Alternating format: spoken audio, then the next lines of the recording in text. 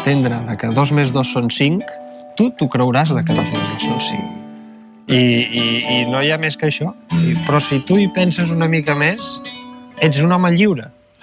Bueno, aquest és un petit tast de L'home del pèndol, documental dirigit per l'Elisenda Trilla. Hola, Elisenda. Hola, bon dia. Què tal? Molt bé. Qui és l'home del pèndol?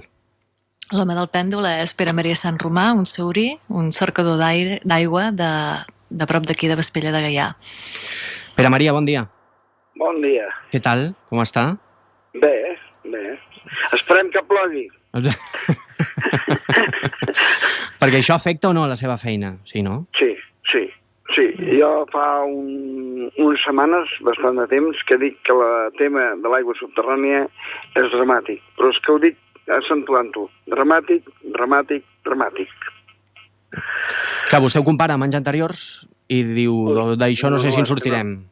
No havia vist mai el que passava. Quants anys porta vostè de saurí? Més de 40. 40 i pico. No vaig començar jovenet. Jo era l'incrèdul número 1, però després vaig veure que sí, que tenia actituds.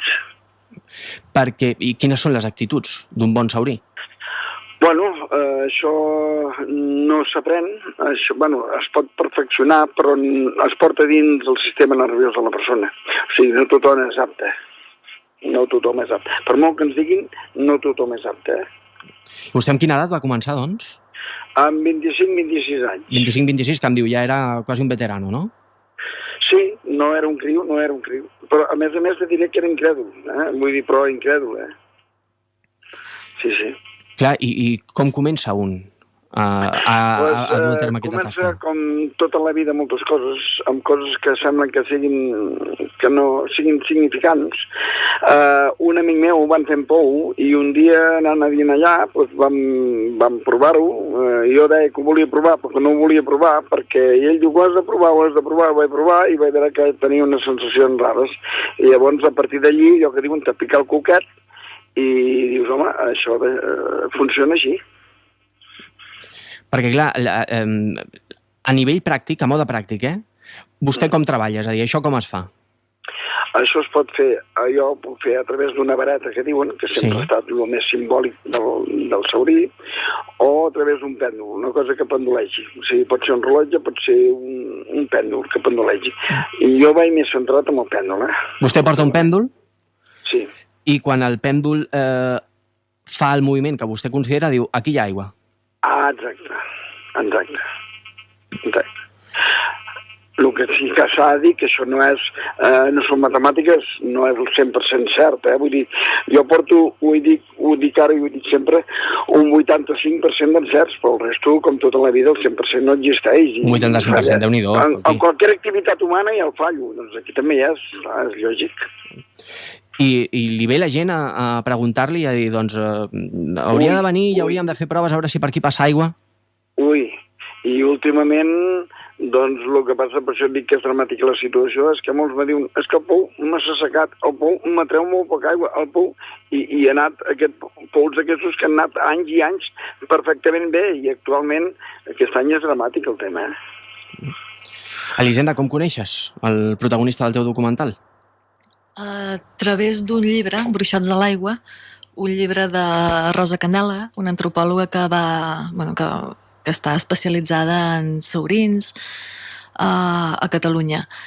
A través d'aquest llibre la idea va ser parlar de cercar algun saurí, algú que ens semblés que un personatge que pogués donar per un documental, i vam trobar el Pere.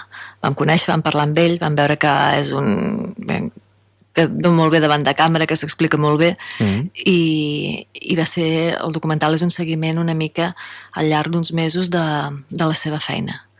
Tot i que és una mirada potser més poètica que no científica, que no tècnica, que no va a buscar exactament com es fa un pou, exactament com es troba l'aigua, sinó una miqueta fem un recorregut pel seu dia a dia, per la seva vida i també per la seva mirada al món, no? Com ell veu les coses.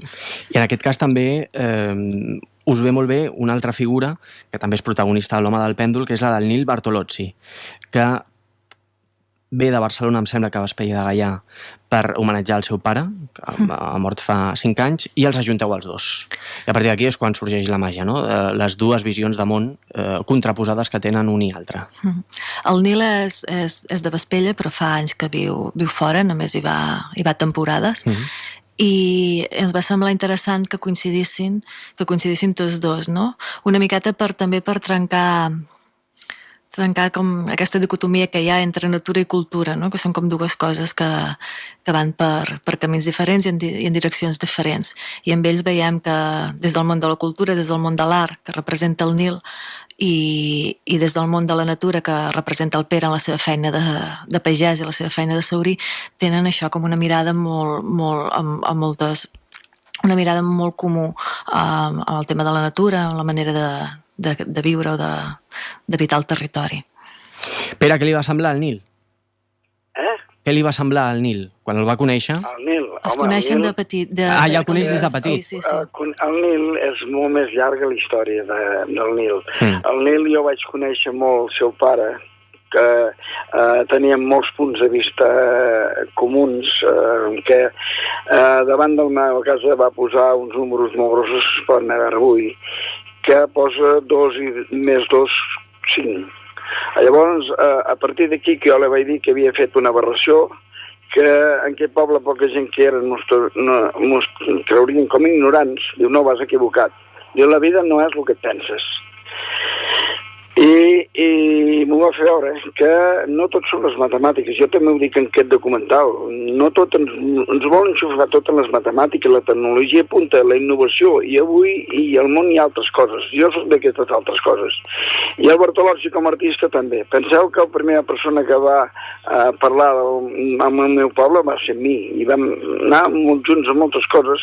Va anar al seu casament, hi ha molta més relació d'això. I ara, doncs, amb el Nil, que també té coses d'artista, perquè ho té, doncs, bueno, veiem el món de diferent manera. Clar, i a banda que sigui artista, és una generació diferent. Aquí l'edat s'ha de notar. Sí.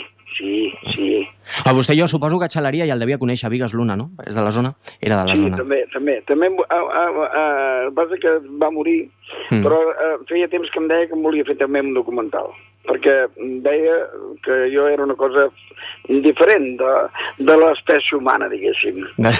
Diferent de l'espècie humana. Quants saurins hi ha? No sé si es coneixen entre vostès, si em diu no, doncs són pocs, o sí que hi ha molts. Sí, n'hi ha molts, no, però n'hi ha. I inclús n'hi ha que no s'han donat a conèixer i tenen molt bones aptituds. En canvi, per contrari, hi ha molts que volen ser i no són. Vull dir, com tota la vida, passen aquestes coses. I saurins joves hi ha? Saurins joves, és a dir, de 30, 40 anys? Sí, també n'hi ha. Com també hi ha dones sauris, També hi ha dones... Sí, és veritat, moltes vegades la figura del saurí sembla que sempre ha de ser un home. No. I no té per què? Et diré que ma filla, el que passa que no es vol obrir, però la ma filla ho és una bona saurina. Jo ho he constatat que ho és. I ella no vol? No vol. Clar, és que això és un món que sembla un món a part, i en certa manera ho és. Un món que està lligat a la bruixeria, a la màgia. No és màgia, ni molt menys. Ni és bruixeria. És que, clar, al món hi ha moltes coses. Això és igual que les ciències ocultes. També ho dic amb l'avantguàrdia. Això ho dic moltes vegades a l'avantguàrdia. I ho dic, que això forma part de les ciències ocultes que no s'arribaran al final de tot. És un món molt interessant, és un món per conèixer a través del documental L'home del pèndol, doncs és una molt bona manera de saber què és, en aquest cas, la figura del saurí, què és el que fa, i trobar segurament alguns perquès. Pere Maria, ha estat un plaer xerrar amb vostè. Sí, i et recomano que vegis el documental. Fet, el veurem. Cuidis molt, que vagi bé. Val, d'acord. Gràcies, adéu. Val, adéu. Elisenda, tu ets o eres crèdula o incrèdula en aquesta matèria? Crèdula, sí. Funciona, no? Hi ha saurís i troben aigua i es fan por, sí. Com ho fan? No ho sé. No hi ha resposta, sí. És un tema que no hi ha resposta. Sembla mentida que amb un pèndol o amb una vareta, que és la imatge típica, un digui, aquí hi ha aigua. I normalment l'encerten, ens deia el Pere. Un 85% d'encerts, que Déu-n'hi-do. Sí, Déu-n'hi-do. Què és el que més et va sorprendre a l'hora de fer el documental? Sabem, aquest tipus de rodatges segurament passen coses que no estan al guió, que no te les esperes. Tu amb què et quedes? Jo em quedo amb la relació que té el Pere amb la terra, i perquè és trobar aigua, però també són els garrofers, ell cultiva garrofa, i té una estima molt, i això em sembla que es veu el documental cap al que fa, cap al que surt de la terra, sigui aigua, sigui el fruit, i això ho vaig trobar curiós. També la relació...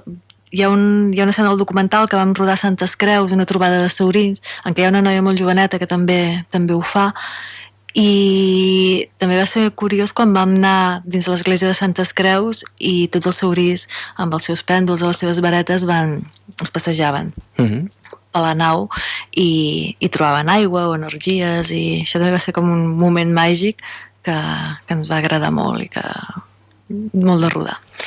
Un moment que es podrà veure al documental L'home del pèndol, que es presenta aquest vespre, no? No, divendres. Divendres, Sant Joan Massà. Divendres 16, als Pallaresos, a la sala d'art del pàrquing.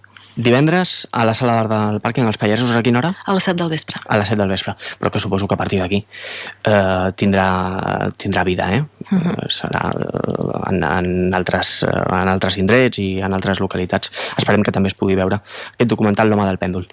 Elisenda, directora, gràcies per estar amb nosaltres a la ciutat. A vosaltres. Que vagi molt bé.